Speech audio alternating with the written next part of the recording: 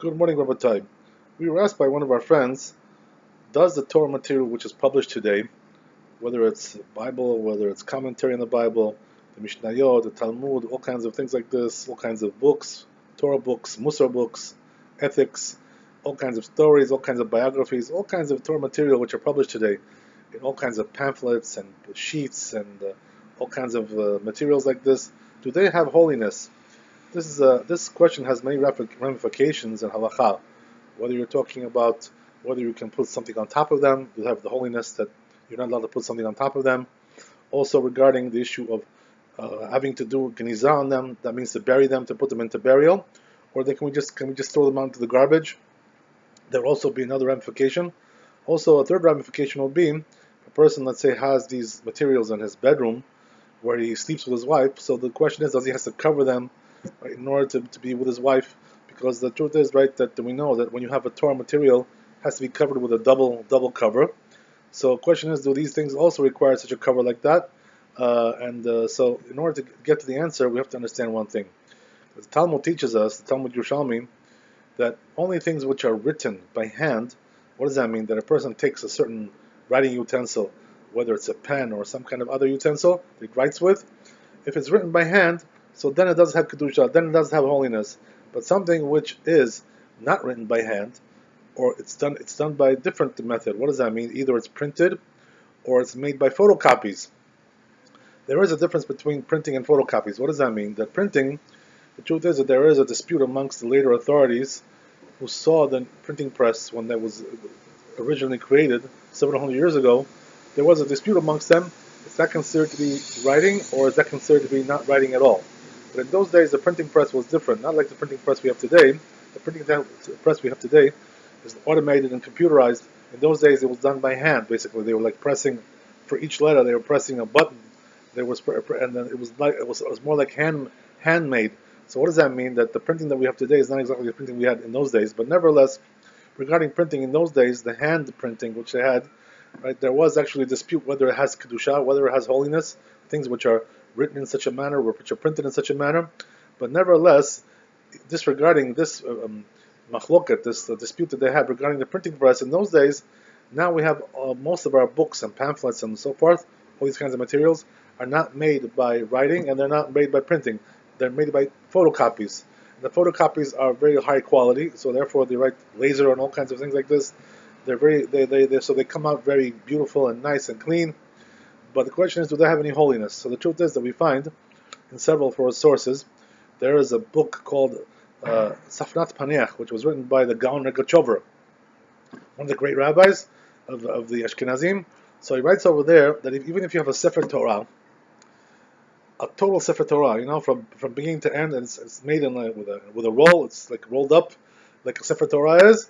He says if it was not written, but it was photocopied, the whole Sefer Torah, each page, was photocopied, or it was taking a picture. Right, in those days they didn't have photocopies when he was alive, but they had pictures, they had cameras. So the question is, if you took a picture, a still of every page of the Sefer Torah, and you made a Sefer Torah with all those pictures, does that have any holiness? So it says the Rebbe Chover in his book Safnat Paneach that doesn't have any holiness whatsoever. What does that mean? That since it's not written by hand, as we said, it's just basically some pictures.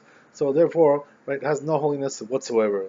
Same thing we also find in the book Mishpatei Uziel of the Rishon LeZion, Rabbi Ben Zion Uziel.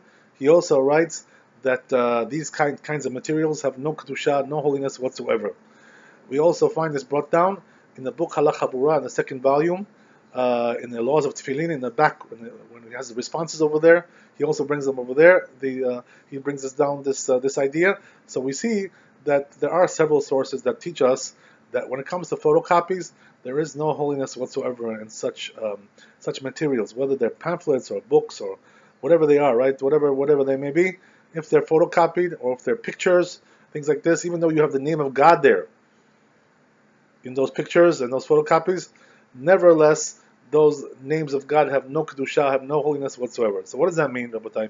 According to what we said, that would mean that there's a practical difference, as we said, right, regarding three different areas in halakha. One is that does a person have to really put these materials into burial, into genizah? So the answer is no. Ibikar adin, right, from the bare bones halacha, these things do not require any burial. So therefore, right, what should a person do with them? Can you just throw them onto the garbage? So the truth is that we asked this question actually to Moreno Rabbeinu Maran Avodia Shalom. What happened was that about 5 years ago, more than 5 years ago, there was a case where we had the elections over there, and we were working for the party of Maran, of Shas. So there was material that they were handing out there to the families in order they should vote for Shas. So what happened was that these materials had all kinds of holy writings there, Tehillim, all kinds of holy scriptures, pasukim, verses from the Bible, all kinds of things like this, Torah material basically, right? Which is, as we said, right? It's made with photocopies, nice, beautiful, good, nice material. So we sent a question to him from the Kollel, from Yechavadat. Do these, right, to the rabbi? We asked him in writing, do these materials which are left over from the elections, do they require to be put into genizah? Do they require burial or not? So he returned us an answer, which was a very short answer. This is the shortest answer that the rabbi ever gave us. Al Vashalom. It was 2 words, right? What was the 2 words of the answer? Tov le'achamir. Said, right? It's good to be machmir. Said, what does that mean? Since he said it's good to be machmir, that means that according to halacha, it's not required. So the truth is, right, that even the rabbi, he wrote us a letter regarding that 2 words, tov le'achamir. What that means is that he also agreed with these sources that we brought down, that when it comes to these photocopies, they do not really require genizah. But it's good to be machmir. What does that mean? If a person wants to be machmir, and he has money to pay for that, right? Because the genizah costs money to bury that stuff.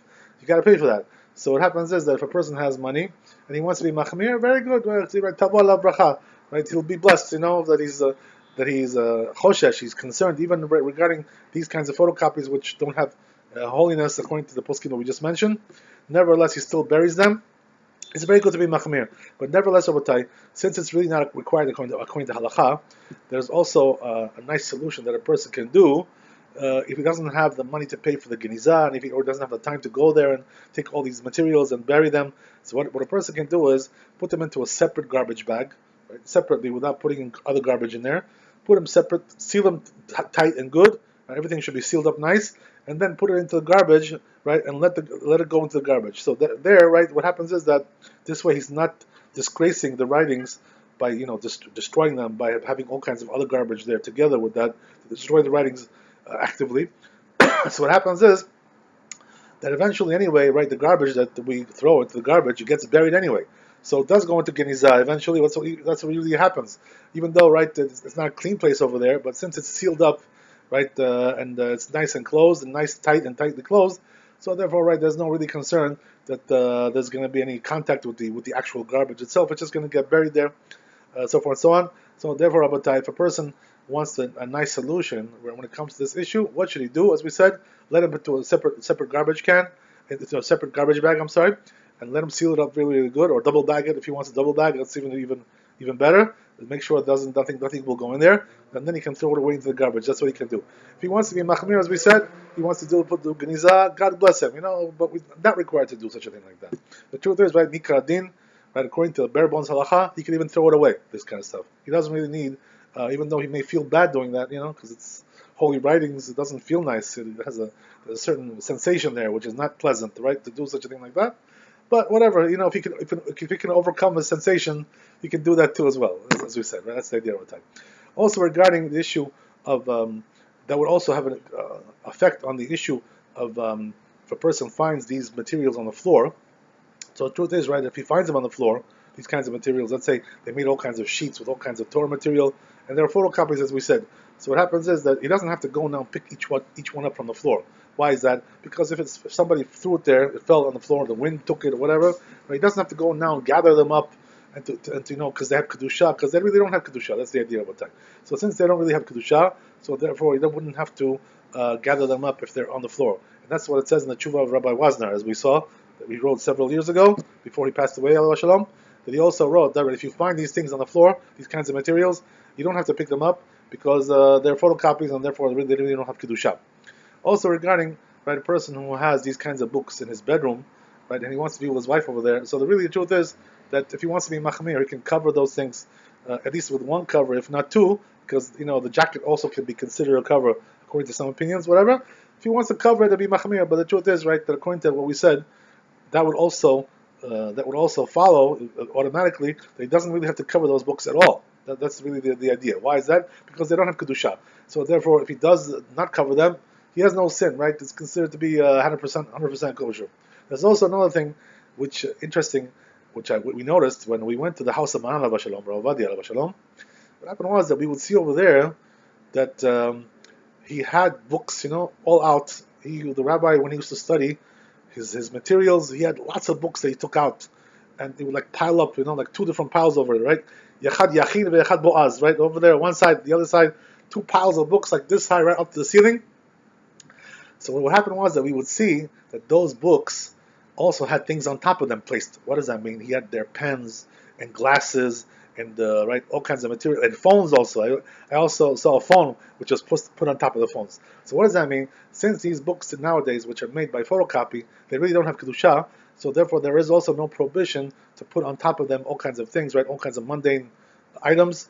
This also, and we saw Maran Abba Shalom, Rabbi Abba Shalom. He also was not makpid about this. He was not concerned about that, and we saw that he himself was putting things on top of the books. He wasn't concerned at all whatsoever about these things. So therefore, all the more so, Rabotai, when it says in Masechet Megillah that a person has to put the Torah on top of the Nevi'im, and the Nevi'im on top of the Ketuvim, because the Torah has more kedusha than the Nevi'im, than the prophets, and the prophets have more kedusha than the writings, the Ketuvim. All these things, right? When there comes to photocopies, this order does not apply as well. What does that mean? That a person could switch the order, put this book on top of that book. It doesn't matter whether it's a Chumash or it's prophets or it's Ketuvim or the writings, whatever the holy writings, the scriptures, all these kinds of things, whatever they are. And we also saw that Maran Abba Shalom, Rabbi, he also was not makbid about this. He put all the books right all over the place, right on top of each other. He was not particular about placing this book on top of that book. It doesn't really matter anymore. Why? Because since they don't have kedusha, so this order of having a chumash and then the nevi'im and ketuvim doesn't apply anymore over time. So all these things, the practical difference is that regarding all these things, a person doesn't even have to be machmir anymore in all these areas, especially when it comes to putting down the order of the books, chumash and nevi'im, ketuvim. Even the Aruch HaShulchan, who was way before the issue of laser printers and photocopies, he also writes that nowadays we don't have to follow this order anymore.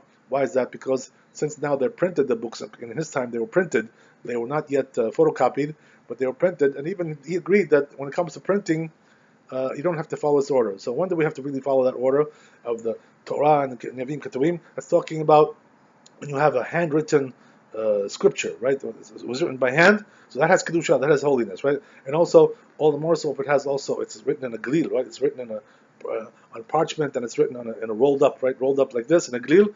So there it doesn't have kedusha, have one on top of the other. But when it comes to our books, which are photocopied, so therefore there is also no issue to put one on top of the other, the proper order and so forth and so on. You don't have to be makbid about that. Even though there was one rabbi who said that lechatchila there should be a machmir, and b'diavad no. The truth is that it doesn't have to be even lechatchila. Nobody needs to be machmir about that. As we find in Aruch HaShulchan, as we found, right, Maaseh Rav in the house of Maran Alav Shalom, he was not makbid about that. So we see, Rabbi, today that these things are not exactly what they used to be, right? Nothing is what it used to be. Things are changing in this world, right? We have a static world. Things are moving. Things are all being altered all the time. So therefore, Rabbi, we do have some good news regarding that a person can be lenient regarding these things. Whoever wants to be machmir, especially when it comes to the issue of putting these things into Geniza, tavu ala bracha. It's good to be machmir, not obligation, as we said. That's what the way Maran wrote in his response to us.